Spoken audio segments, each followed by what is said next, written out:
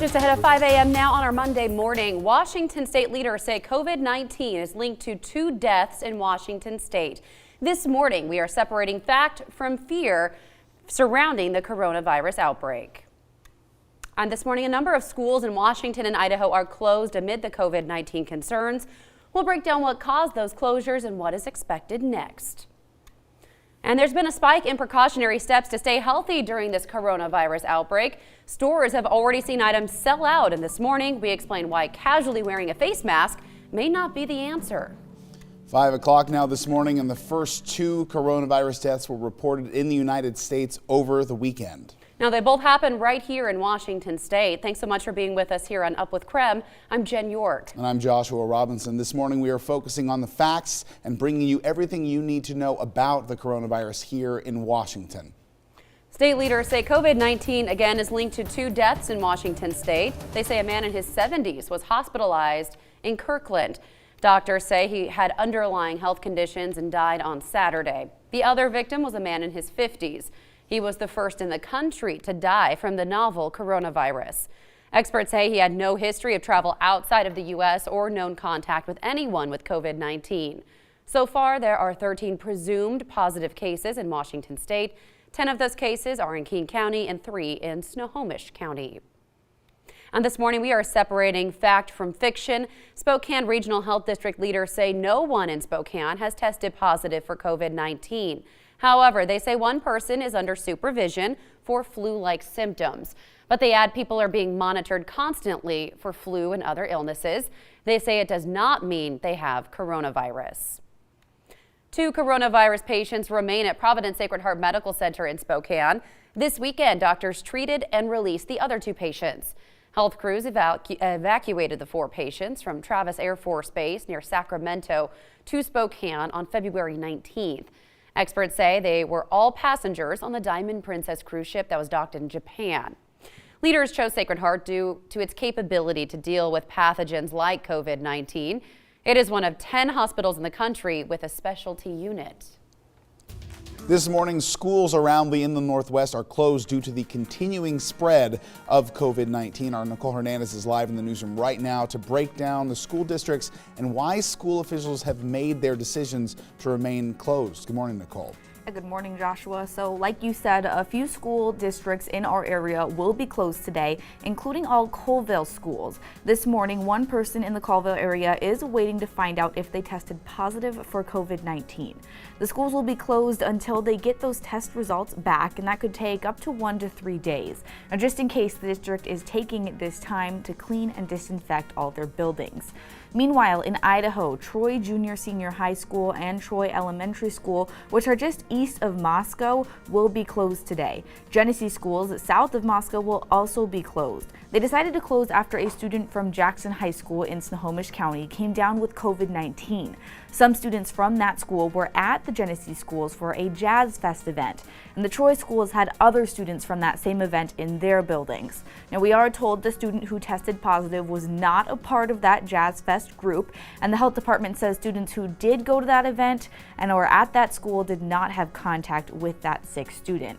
Now, that student has not traveled out of the country recently, so health experts think he got this virus from his community.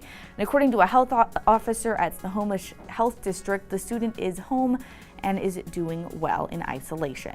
The student's family released a statement over the weekend saying they are, quote, taking this very seriously. The statement read in part, people know that we have been following all guidance and instructions from both the healthcare providers that treated our son as well as the Snohomish Health District. We understand the concerns and anxiety raised, but we ask that the community and media please respect our family's privacy. Now, all of the school districts that are closed today have said that the closures are just in case. They are being extra cautious to make sure that their students are all safe at this point.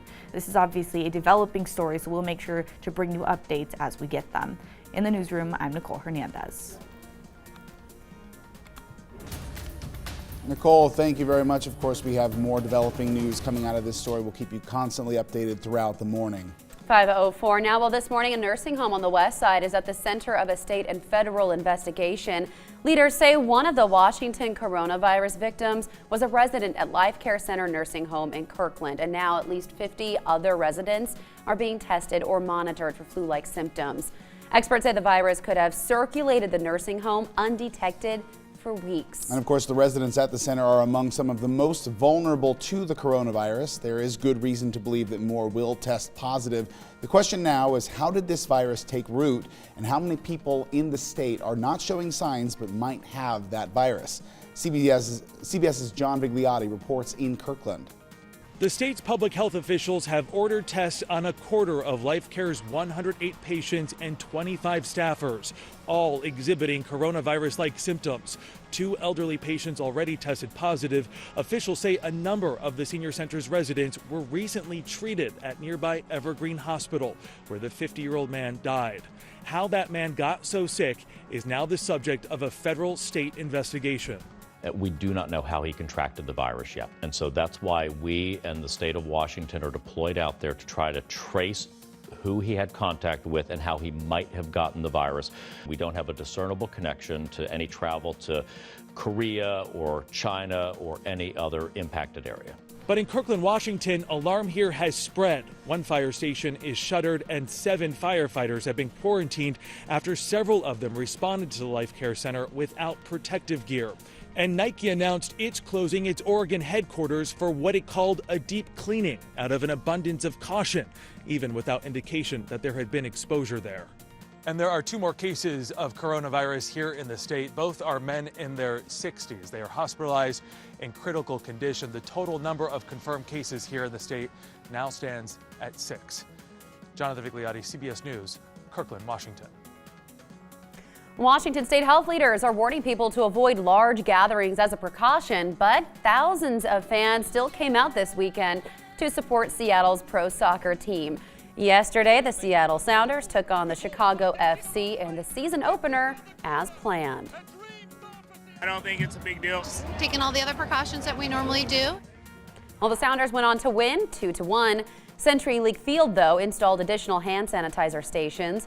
Sanitary wipes will also now be available at all concession stands at CenturyLink. The United States is rapidly expanding its ability to test people for COVID-19. 15,000 testing kits were released over the weekend, and the Trump administration is working to get 50,000 more. There are at least 89 cases of the coronavirus in the United States so far, and that number is expected to rise. Over the weekend, New York and Rhode Island confirmed their own first cases of COVID-19. The Trump administration continues to assure the public that the risk of the coronavirus is low. It is the confidence of all of our health experts, who are widely regarded as the best in the world.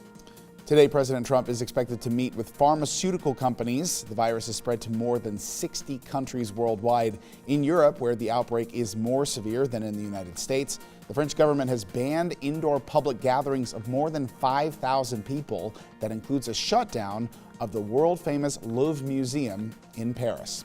For our continuing coverage, we're going to join us now with Dana Marie McNichol. Good morning, Dana Marie. Good morning, Joshua. Thank you. So this morning we're focusing, of course, on facts over fear with the COVID-19 outbreak. We want to make sure you're doing everything to protect yourself and then stay healthy as well. So the symptoms of the coronavirus are similar to the flu or common cold. Symptoms include a runny nose, headache, cough, sore throat, fever, and just a general feeling of being unwell. Now, the severity of the symptoms ranges significantly. Symptoms may appear as soon as 2 days after being exposed to the coronavirus, or as long as 14 days after being exposed. Health officials say stopping the spread of the coronavirus comes down to good hand and hygiene and health practices. People are urged to wash their hands frequently with soap and water and use hand sanitizer if hand washing isn't an option. Avoid touching your mouth, eyes, and nose with unwashed hands, and cover your mouth and nose with a tissue or sleeve when coughing or sneezing. Now, if you get sick, stay home from school or work to help keep others well, and do your best to avoid contact with anyone who is sick. Now, we're seeing a lot of questions about masks coming into our newsroom. Health officials are going back and forth on face masks as an effective way to prevent the virus. Over the weekend, the U.S. Surgeon General, Dr. Jerome Adams, put out a tweet asking people to stop buying face masks. In his thread, Dr. Adams says the protective face gear is not effective to the general public when it comes to catching the coronavirus. But stores across the country have already seen an impact on the face masks they have in stock. On the CDC's website, they mentioned that masks are a form of prevention, but should be used by people who already display symptoms of COVID-19. Masks aren't the only product with high demand. Stores have also seen an increase in customers looking for hand sanitizer and other disinfecting tools. The CDC, however, continues to stress that washing your hands is the best preventative method for not getting sick. And this morning, we want to hear from you. Send us your questions about the coronavirus. It's an easy way to get them into the newsroom. Text 509-448-2000. We're doing our best to answer those all morning long. I mean, we're hearing new information every single day about this virus, so the opportunity to just generally, hey, what's the update on this? Let us know. We'll get that answer for you. Also, especially today. Sorry, it was a busy weekend. We had a lot of news with coronavirus come out over the weekend, so you might have missed it. So again, that's something we'll continue tracking this morning. And a lot of people's questions also continue to change as well. Sometimes those first questions are the very initial questions about curiosities about things, but now people are starting to learn more information, so maybe some of those questions are the ones we should take to local health officials to get the best answers to. All right, coming up now on 511 this morning, we are also talking about Washington's presidential primary. Coming up after the break, we'll tell you about an important registration deadline. In the meantime, let's get a check on our weather with Evan. Good morning, guys. Yeah, we are starting off our work week with generally breezy conditions, at times moving to windy. You can see sustained speeds right now are mainly in this high single digits and low teens for the most part. Gusts are going to make their way to the 20 and 30 mile per hour range at times. Satellite radar, though, keeping us clear, keeping us dry. Just a few clouds that hang out with us for most of the day. Today, in general, is going to be a mostly cloudy day. Temperatures warming up to the upper 40s. Tomorrow, partly cloudy. By Wednesday, most of the sun will come out, and we will finally make our way back to the 50s once again. It doesn't look like we have any chance for widespread showers to arrive until we get into the weekend. So we'll talk coming up after the break about what we can expect for the month of March and what's going to be happening for this first week or so. 5:11 right now, and we are also celebrating a very special anniversary today. Happy 10-year KREM-iversary to our very own Jen York. Here are a few highlights from her amazing time here.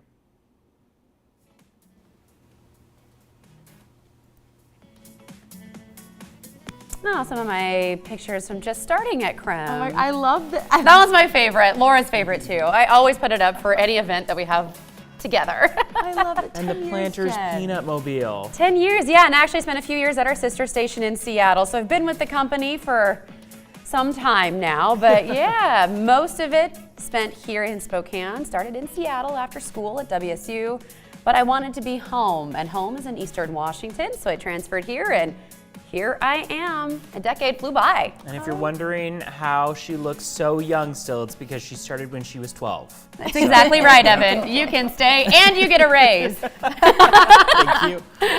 Well, we're so lucky to have you here, Jen. Good sticking time. with us for, you know, a good amount of time, and everyone just loves you. Oh, thank you. It's kind of a time warp going through some of these pictures. It's when I started my on-air debut. I know some of you at home have probably watched me from my beginning. Yeah.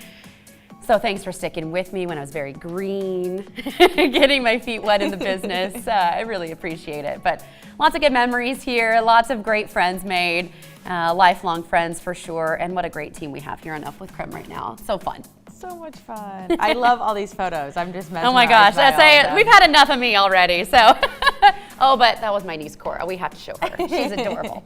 All right, 5:13, guys. Thank you so much. It's such a fun day. Of course, it's a Monday, but this will make it a little bit better, right? Yeah. All right, you're watching Up with KREM.